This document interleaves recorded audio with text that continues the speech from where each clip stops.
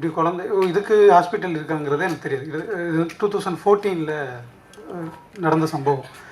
அப்போது அங்கேருந்து தான் எனக்கு வந்து ஸோ இப்படி நடந்துச்சுன்னா இப்போ ஒருவேளை மாற்றி இருந்துச்சுன்னா அப்போ அந்த கேரக்டர் என்னவா உருவாகும், இந்த இடத்துக்கு போகிறதுக்கு என்னவாக இருக்கும், அப்போ இது சார்ந்த கருத்தியெல்லாம் நம்ம என்ன சொல்ல போகிறோம் அப்படிங்கிறது அங்கேருந்து அது கொஞ்சம் கொஞ்சம் எவால்வ் ஆகி வந்தது தான் சார். ஆமாம் சார், தப்பாக பண்ணிட்டோம் சார். அது வந்து எடுக்கும்போது அந்த காலகட்டத்தை மென்ஷன் பண்ணாமல் நாங்கள் எடுத்துட்டோம் அதில் நடைமுறையாக. அப்புறம் படம் பார்த்துட்டு சில பேர் வந்து கொஞ்சம் பீரியடை மாற்றிக்கலாம் அப்படிங்கிற மாதிரி சஜஷன் கொடுத்தனால அதுக்கப்புறம் போஸ்ட்டில் தான் அந்த பேர் போட்டனால அந்த தவறு நடந்துச்சு சார். டேரக்டர் சார், அது மாதிரி படத்தில் எல்லாமே அந்த எல்லாம் கிராமத்துக்கு திருப்பி கூட்டு போயிட்டீங்க. எனக்கு மாயாவரம் மதுரை பக்கம் எல்லாம் ஒன்று தான் கிராமம் நல்லா இருந்தது. நான் படத்தில் கேரக்டர் எல்லாருமே MS பாஸ்கர் சார் கூட எல்லாருமே பிரமாதமாக இருந்தேன். ரமணா மேடம் மட்டும் மேக்கப் ஜாஸ்தியாக, ஏன்னா ஹீரோயினும் சரி அக்கா கேரக்டரும் சரி எல்லாருமே கட்டாங்க. ஒரு வேளை அதனால தான் அந்த டைலாக் என் பேர் புட்டம்மா, அதனால தான் புட்டு வச்சுட்டு. ஆமாம் சார், அவங்க வந்து கரெக்டாக காம்ப்ரமைஸ் ஆகிட்டீங்களா உங்களுக்கு? அவங்க ஆகல உங்களுக்கு இல்லை சார், மேக்கப் இல்லை சார். அவங்க வந்து வரும்போது அப்படி வந்தாங்க. ஆனால் இல்லை மேம் இந்த கேரக்டருக்கு இப்படி இல்லை, நம்ம அதை பண்ணிக்கலாம் அப்படின்னு சொல்லிட்டு அவங்க பண்ணாங்க. ஆனால் பொட்டு இருக்கணும், ஆனால் அதே நேரத்தில் ரொம்ப அப்படி இருக்கக்கூடாது. ஏன்னா அது கேரக்டராக இருக்கிறதுனால அது ரொம்ப அதிகமான மேக்கப் இல்லை. அந்த கேரக்டருக்கு ஏற்ற மாதிரி கொஞ்சம் அவங்களுக்கு மட்டும், மற்றவங்களுக்குலாம் அது தேவைப்படலை மேக்கப். அப்புறம் அந்த மெடிக்கல் டெஸ்ட்டில் வந்து மாப்பிள்ளைக்கு வந்து ஆண்மையில் மாதிரி சொல்கிறீங்க, பட் பின்னால் வந்து குழந்தை கடைசியில் கிளைமேக்ஸில் அவருக்கு குழந்தை வர மாதிரி காட்டுறீங்க. அது என்ன டிஃபரன்ஸ்? ஏன் அது மாதிரி இது பண்ணுறீங்க? இல்லை சார், இங்கே வந்து போய் சொல்கிறாங்க. இல்லை சார், அப்படி இல்லை சார். இது இப்போது ஒரு ஸ்பெர்ம் வருது அப்படின்னா அதில் வந்து கிட்டத்தட்ட ஒரு 15 மில்லியன்லேருந்து 80 மில்லியன் வரை இருக்குது. அதில் ஒன்று தான் வந்து உயிர் பெறுது அப்படிங்கிறது தான். அது ஒன்று இல்லை அப்படிங்கிறது யாராலையும் எந்த அறிவியலும் எந்த மருத்துவமும் சொல்ல முடியாது. அப்படி இருக்கும்போது 15ல் 1 கூட இருக்காதா? அதுக்கான சூழ்நிலை மட்டும் உருவாக்கணும் அப்படிங்கிற. ஆமாம், சந்தோஷமா இருந்தால் சூழல் இருக்கணும் அப்படிங்கிறது தான் அடிப்படையாக. இல்லை அதை சொல்லுவாங்க, ஆண் பெண் உருவாகிறது புருஷன் சந்தோஷம் ஜாஸ்தியாக இருந்தோம்மா ஆண் குழந்தை பெண் குழந்தைம்பாங்க, பொண்டாட்டி ஜாஸ்தியாக இருந்தால் ஆண் குழந்தை சொல்லுவாங்க. இப்போ நீங்கள் சொல்கிறது கரெக்டாக தான் இருக்குது. இல்லை சார், அது தெரில நமக்கு.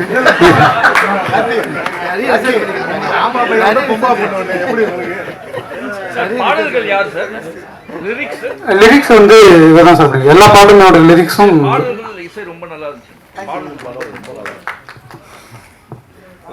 அது அன்னைக்கு சொன்னதுதான், உடஞ்ச கட்டில் மட்டும் மாற்றிக்கோங்க, கைது கட்டிலாக இருக்கணும். பிரமாதமாக இருந்தது சார். பாஸ்கர் சார், உங்கள் அனுபவத்தில் இந்த படத்தை எப்படி பார்க்குறீங்க? இல்லை, ரொம்ப ஒரு வாழ்வியல், ஒரு இயற்கையான ஒரு விஷயம். இப்போ அவர் சார் கேட்ட மாதிரி வந்து அதுக்கு ஒரு பதில் நான் சொல்கிறேன். எனக்கு தெரிஞ்சு ஒருத்தர், உங்களுக்கு எல்லாருக்கும் தெரிஞ்சவர் தான், பேர் வேண்டாம், 18 ஆண்டுகள் அவருக்கு குழந்தை இல்லை, 18 வருஷம் கழிச்சு குழந்தை பிறந்தது. அது எப்போ அவங்களுக்கு வந்து அந்த உயிரணு எப்போ ஜாஸ்தி ஆகுது, எப்போ அது யாருக்கு கம்மியாகும், எப்போ குழந்தை பிறக்கும், அந்த மாதிரி எல்லாம் வந்து வர்றதுன்றது வந்து ஒரு மிகப்பெரிய இயற்கையினுடைய ஒரு அற்புதம்னு சொல்லணும். அந்த மாதிரி இந்த படத்தில் பார்க்கும் பொழுது அது இயற்கையினுடைய அற்புதம் தான். இதில் வந்து நீங்கள் பசுமாட்டுக்கு கூட நீங்கள் எடுத்துக்கலாம், நம்ம ஊர் பக்கம்லாம் பாருங்களேன். இந்த ஊசின்றது இப்போதான் நம்ம வந்து ரொம்ப வருஷத்துக்கு அப்புறம் தான் கேள்விப்படுறோம். அதை கூட எத்தனை மாடுகள் வந்து உடனடியாக சனி பிடிச்சிருது இல்லையா? அந்த மாதிரி அதுக்கும் ஒரு நேரம் காலம் இருக்கு, அதுக்கும் ஒரு எப்போ அமையணும் அப்படிங்கிறது ஒன்று இருக்கு. அந்த மாதிரி இந்த படம் வந்து ரொம்ப அதை ஆராய்ந்து, அந்த தரவுகள் எல்லாம் ஆராய்ந்து தான் தம்பி பாஸ்கர் வேதமுத்து பண்ணியிருக்கார் அப்படின்னு நான் நினைக்கிறேன். எனக்கு தெரிஞ்சு இந்த படம் வந்து ரொம்ப ஒரு இயற்கையான ஒரு படம், ரொம்ப ஒரு அருமையான ஒரு படம். எனக்கு டைரக்டர் கிட்ட கேட்க வேண்டிய ஒரே ஒரு கேள்வி எனக்கு புரியல. நான் ரமா மேடம் கூட கேட்டேன், அந்த ஃபர்ஸ்ட் பையன் யாருடைய குழந்தை? அது சொல்ல மாட்டாங்கல்ல, அது டெஸ்ட் பேபி சார். ஐவிஎஃப் அது ஐவிஎஃப் போனது காரணம் என்னன்னா, இவர் வந்து ரொம்ப ஹீரோயிட்டிக்கான ஒரு ஆள்லாம் இல்லை இந்த கேரக்டரை பொறுத்த வரைக்கும். இவருக்கு வந்து ஒரு ஆதிக்க மனநிலை இருக்கு, இவருக்கு ரொம்ப பழமையானமான ஒரு கேரக்டரு. அதனால அந்த ஆதிக்கத்தை உடைக்கிறதுக்கு தான் ஐவிஎஃப் உள்ளே போக வேண்டியதாக இருந்துச்சு. அதை இவர் எப்படியா புரிஞ்சுக்கிறாரு அப்படிங்கிறது தான் அந்த படத்தோடைய ட்ராவல். அதுக்கு முடிகிற இடம் தான் அவர் ஹீரோவாக தவிர படம் முழுவதும் இல்லை. நான் சொல்றது என்னன்னு கேட்டிங்கன்னா, ஐவிஎஃப்ன்றது வந்து எப்படின்னு கேட்டிங்கன்னா இந்த மெடிக்கல் டேர்ம். ஆமாம் சார், டாக்டர்ஸ்க்கு ரொம்ப ஹைலி எஜுகேட்டட் இந்த இதில் இருக்கிறவங்க இவங்களுக்கெல்லாம் நல்லா புரியும். பட்டு ஒரு கிராமத்து மக்களுக்கு அது புரியுமா? இல்லை சார், நோக்கம் வந்து ஊசி போட்டா குழந்தை பிறக்குமா அப்படின்ற ஒரு டவுட்டு தான் அவங்களுக்கு வரும் அப்படின்ற மாதிரி எனக்கு தோணுச்சு. தயவுசெய்து தப்பா நினைக்க கூடாது. அதாவது இல்லைங்க, மாட்டுக்கு ஊசி போடுறது வேற, மனுஷனுக்கு ஊசி போட்டு குழந்தை கொடுத்துருங்க. நீங்க என்னங்க நீங்க, அதுவும் ஐவிஎஃப்ன்றது நமக்கு புரியலாம். கிராமத்து மக்களுக்கு, படிக்காதவங்களுக்கு, படிப்பறிவு இல்லாதவர்களுக்கு இது புரியுமா அப்படிங்கிறது. நான் வந்து நம்ம குழந்தை இல்லாதவங்களுக்கு அது எப்படி உயிர் உருவாகுது அப்படிங்கிறது அந்த கிளாரிட்டி மட்டும்தான் எனக்கு இருக்கு. அது சம்பந்தமா இது இன்னும் குழந்தை இல்லை அப்படிங்கிறது ஒரு விளைவு. 2 பேரும் வந்து ஆணும் பெண்ணும் சேர்றாங்க, அதுலதான் குழந்தை உருவானே தவிர இந்த குழந்தை பெற்றுக்கணும் அப்படிங்கிறக்காக உடல் வைக்கிறதோ இல்லை குழந்தை வேணாங்கிறக்காக உடல் வைக்கிறதோ இது எனக்கு இது அந்த கருத்துக்கு நான் எதிரானது. அதனால எனக்கு தெளிவு என்னன்னா, குழந்தை ஒரு படைப்பு எப்படி உருவாகும் அதுதான் சொல்ல வேண்டியதா இருந்துச்சு. அதனால அது மட்டும்தான் பேசணும்னு நினைக்கிறேன். இப்போ ஐவிஎஃப் சம்பந்தமான பல கேள்விகள் இருக்கும், அது தேவையில்லை நினைக்கிறேன். இந்த கதைக்கு தேவையில்லாதனால அதை நான் அதை தவிர்த்துட்டேன். இல்லை, அது ரொம்ப அருமையான லாஸ்ட்ல வந்து சொன்னது வந்து குழந்தை வேணுங்கிறதுக்காக வந்து நம்ம இருந்தோம். ஆணும் பெண்ணும் எப்போ சந்தோஷமா இருக்கிறாங்களோ அப்பதான் அவங்களுக்குள்ள 3ஆவதா ஒரு உயிர் தோணுதுங்கிறதுலாம் ரொம்ப ஒரு கவிதைத்துவமான ஒரு விஷயம். அதெல்லாம் ரொம்ப ரசிக்கிற மாதிரி அருமையா இருந்தது. அந்த அந்த அந்த 2 உயிர்கள் இன்பம் அடையும் போது 3ஆவது உயிர் உருவாகும், இது படைப்பின் ஒழுங்கு அப்படிங்கிறது எனக்கு வந்து இந்த ஸ்கிரிப்ட் எழுதும் போது எனக்கு வந்து அந்த அறிவு இல்லை. ஏன்னா 2015 போல என் ஃப்ரெண்டுகிட்ட ஒருத்தட்ட கொடுக்கும்போது அவர் என்னை கேள்வி கேட்டாரு, கடைசியாக மறுபடியும் கன்சீவ் ஆகிட்டு வெளியில் வராங்களே அந்த குழந்தை ஐவிஎஃப்க்கு பிறந்ததுங்கிறது சொல்றியா இல்லை இயற்கையாக பிறந்துச்சு அப்படின்னு சொல்றியான்னு எனக்கு கேட்டார். நான் அப்போதைக்கு சொன்ன பதில் வந்து அதை ஆடியன்ஸ் என்னவா புரிஞ்சுக்கிட்டோம் எனக்கு தெரியல, அதை அவங்களா புரிஞ்சுக்கிட்டோம் அப்படிங்கிற பார்வை மட்டும்தான் இருந்தது. அதற்கு அப்புறமா தான் அதை வந்து அப்போ நம்ம ஒரு ஸ்டாண்ட் எடுக்க வேண்டியதாக இருக்குது. இப்படி விட்டுறக்கூடாது, நம்ம ஒன்று அது இன்னும் கொஞ்சம் தெளிவாக சொல்லணும் அப்படிங்கிற போது அது சம்மந்தமாக நான் பார்க்கும்போது எனக்கு வந்து அண்ணன் செந்தமிழ் அண்ணன் வந்து எனக்கு ரொம்ப இன்ஸ்பைர். அவர் நம்மாழ்வார் ஐயா. ஸோ இவங்க இயற்கை சார்ந்தான அந்த கருத்தியெல்லாம் எப்படி வந்து சொல்கிறாங்க அப்படிங்கிறது. ஸோ அப்போ அதிலிருந்து தான் அதை வந்து ஓகே இது இந்த ஸ்டாண்ட் தான் நம்ம எடுக்கணும் அப்படிங்கிறதுனால அது அங்கேருந்து எடுத்துக்கிட்டேன். அதெல்லாம் ரொம்ப அற்புதமாக இருந்துச்சு. அதெல்லாம் வந்து சும்மா படமே வந்து ரொம்ப ஒரு படமாக நாம் இங்கிருந்து பார்க்காமல் அந்த அந்த கிராமத்துக்கு ஒருவேளை நான் நடித்தேங்கிறதுக்காக நான் சொல்லலை, பார்க்கும்பொழுதே அந்த கிராமத்துக்குள்ளே போன மாதிரி இருந்தது. அதெல்லாம் ரொம்ப பாராட்ட தகுந்த விஷயம்தான். நீங்கள் எல்லாரும் என்ன சொல்கிறீங்க? அது எங்கே ஆரம்பிக்குதுன்னா சார், ஸ்கிரிப்ட் படிக்கும்போது ஸ்கிரிப்ட் படிக்கும்போது எனக்கு பெத்த பெருமாள் அப்படின்ற அந்த கதாபாத்திரம் மிகவும் நெருக்கமாக இருந்துச்சு. அதையும் தாண்டி வாழ்வியல் சிந்தனை இருக்கிறதுனால அதை நோக்கி பயணிக்கணுன்ற அந்த எண்ணம் வந்து என்னை அங்கே கூட்டிகிட்டு போய் விட்டுச்சு. ஸோ அதுதான் பெத்த பெருமாள் கிட்ட எனக்கு ஏற்பட்டு நெருக்கம். ஸோ இன்றைக்கி இந்த ஐவிஎஃப் இந்த மாதிரியான விஷயங்கள்லாம் படைப்பு வணிகமாகிறது வந்து தவிர்க்க வேண்டிய ஒரு விஷயம்ன்றதை நான் பார்த்தேன். ஏன்னா அது வணிகமாக வேண்டிய ஒரு விஷயம் கிடையாது. ஏன்னா அது நம்பிக்கையை உடைக்க ஆரம்பிக்குது. எப்போ வணிகமாவதோ ரொம்ப ஈஸியாக நம்பிக்கையை உடைக்க ஆரம்பிக்குது. 3ஆவது மாதம் 4ஆவது மாதத்துலேயே நீ அதுக்கு சரிப்பட்டு வர மாட்டேன்ற அந்த ஒரு இடத்துக்கு 2 பேரையும் தள்ளிடுறாங்க. ஸோ அந்த 2 கதாபாத்திரங்களாக பெத்த பெருமாளாகவும் பாண்டியாவும் என்னால் மிக எளிதாக பொருந்தி கொள்ள முடிஞ்சுது. அங்கேருந்து தான் அந்த கதாபாத்திரம், அந்த கதையிலேருந்து ஆரம்பித்தது தான். அதை சார்ந்து வாழ்வியல் சூழலுக்குள்ளே போனோன்னையும் அது இன்னும் எங்களை வந்து மிகைப்படுத்தி கொடுத்துச்சு. அங்கே நாங்கள் வந்து அந்த பெத்த பெருமாளையும் பாண்டியும் அவங்களுக்கு நடுவில் கண்டுபிடிச்சிக்கிட்டோம். அந்த விஷயம் தான் நடந்துச்சு. எல்லாருக்கும் வணக்கம். உங்களோட டைம் இவ்வளோ நேரம் ஸ்பெண்ட் பண்ணதுக்கு ரொம்ப சந்தோஷம், ரொம்ப நன்றி. ஸோ இந்த கேரக்டர் வந்து எனக்கு ஸ்டார்டிங்கில் கொஞ்சம் சேலஞ்சிங்காக தான் சார் இருந்துச்சு. பிகாஸ் இது என்னோடய வயசுக்கு மீறின ஒரு கேரக்டர்.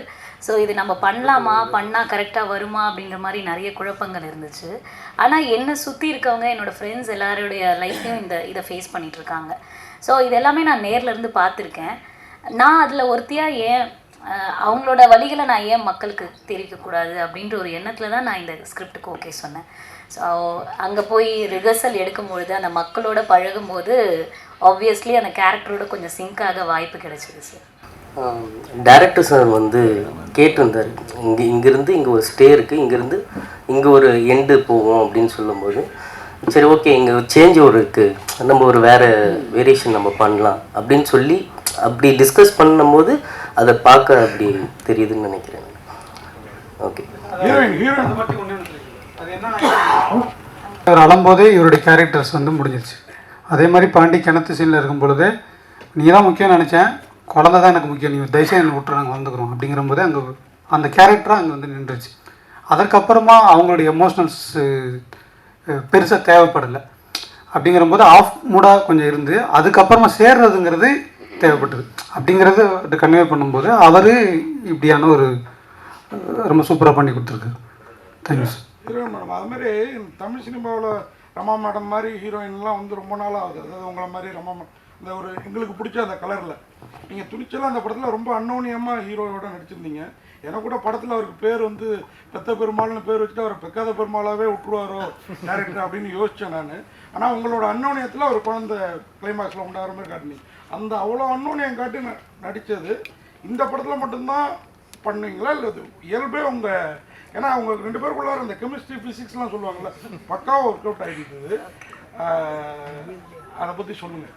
இல்லை சார், நான் ஆக்சுவலி இந்த மாதிரி ரொமான்ஸ் அந்த மாதிரி சீன்ஸ் எதுவுமே பண்ணவே கூடாது அப்படின்ற ஒரு நோக்கத்தில் தான் சினிமாக்குள்ளே வந்தேன். ஸோ இந்த படம் வந்து இந்த கதைக்கு தேவையான ஒன்றா இருந்துச்சு இந்த சீன்ஸு.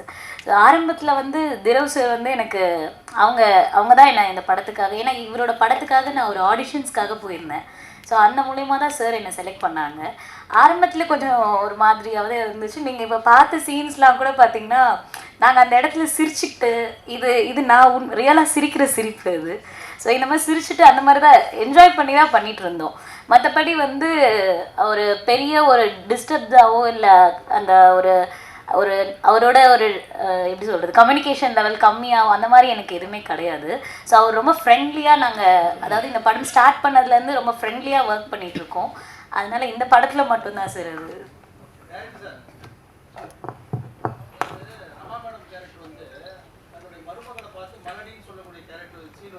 ஆமாங்க சார்.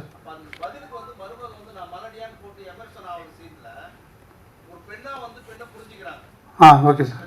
Okay sir.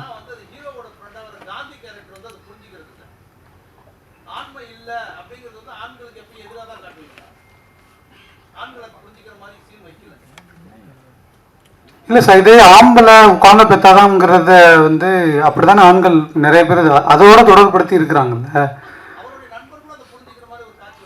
இல்லை சார், அப்படிப்பட்ட கேரக்டராக காந்தியா இல்லை. அவங்ககிட்ட என்ன குறை இருக்கோ அதை நோண்டுற கேரக்டர் தான் அந்த கேரக்டர்.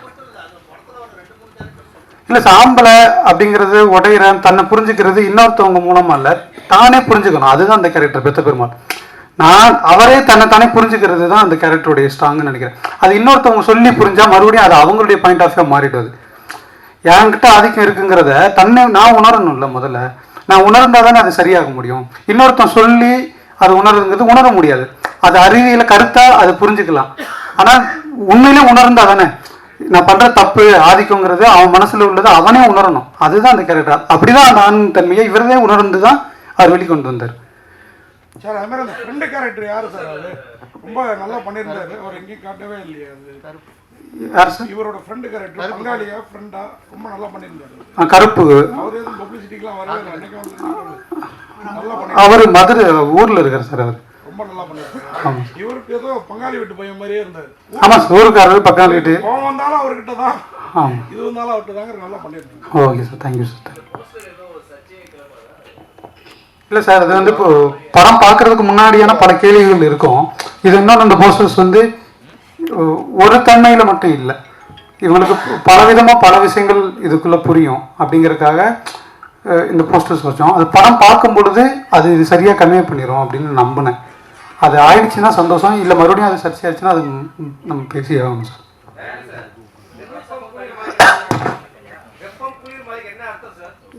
சார், வெப்பம் குளிர்மலைங்கிறது மழை எப்படி உருவாகுதோ அதே மாதிரி தான் சார் உயிர் உருவாகும் அப்படிங்கிறது தான் அடிப்படை.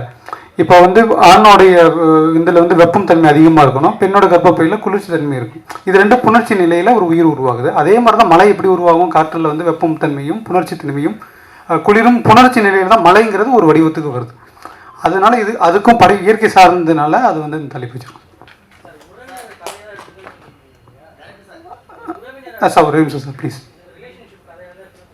ஆமாம் சார்.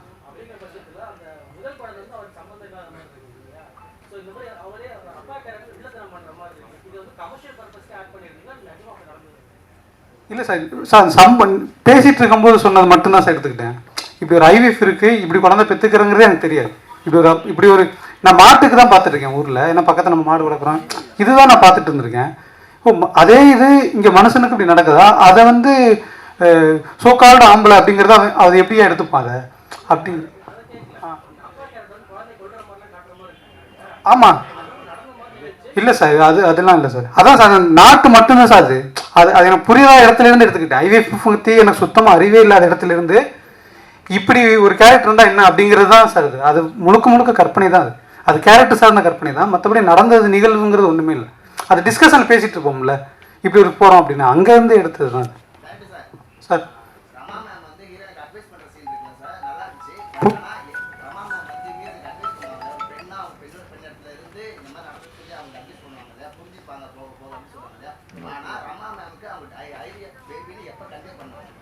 இல்லை சார், அவங்களுக்கு புருஷன் முன்னாடிக்குள்ள ஒரு சிக்கல் இருக்குது, அது ஏதோ ஒரு சிக்கல் இருக்குங்கிறது தான். அது இதுதான் பிரச்சனைன்னு அவங்களுக்கு தெரிய வேண்டாம். ஆமாம் சார், ஒருத்தவங்களுக்கு பிரச்சனை இருக்குது அப்படின்னா அது எல்லா பிரச்சனையும் தெரிஞ்சுக்கணும் இல்லை. நான் பல பிரச்சனைகளை சமாளித்து வந்தேன். இப்போ அவங்க பொட்டுக்கும் அதுக்கும் அவங்களுக்கு சம்மந்தமே இல்லை. நான் வந்து ஒரு விதத்தில் நான் அதில் பாதிக்கப்பட்டேன், நான் அதை அப்படி தான் அவங்களுக்காக பண்ணலை, நான் முடிவு எடுத்துக்கிட்டேன் அப்படின்னு ஒரு பொண்ணுக்கு ஒன்று நீ அப்படி ஒரு முடிவு எடு. என்ன சிக்கலுங்கள் கூட நான் வர விரும்பலை, நீ அதை முடிவு எடுத்துக்க, நான் அவங்க கூட நிற்பேன்.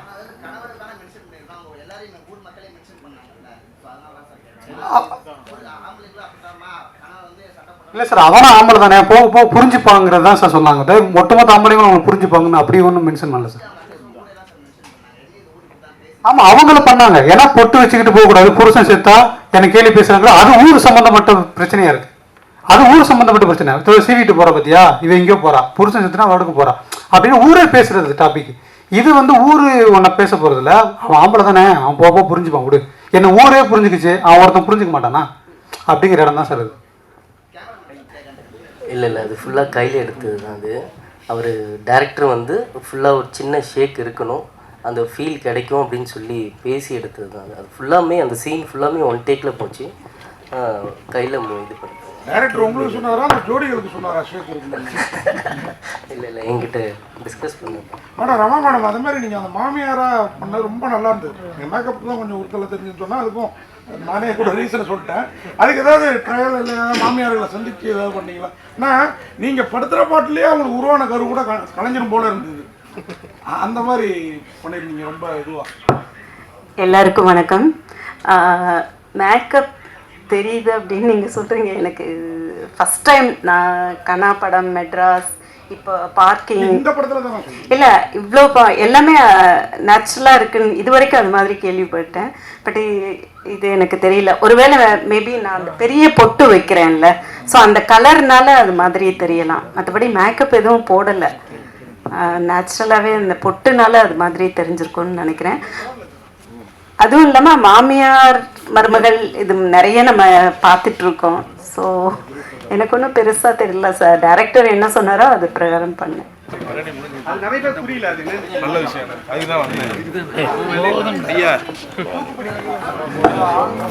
தூக்கப்படிக்கலைங்கிறது அது ஆண் உறுப்பு சார். அது கதை தொடர்பு இருக்கிறனால அது ஸ்டார்டிங்கில் குஞ்சாமணின்னு சொல்லியிருப்பாங்க. என்னடா குஞ்சாமணி வாங்கிட்டு வர சொல்கிறேன்னு ஒருத்தர் சொல்லியிருப்பாரு. கொஞ்சம் அப்படி கீழே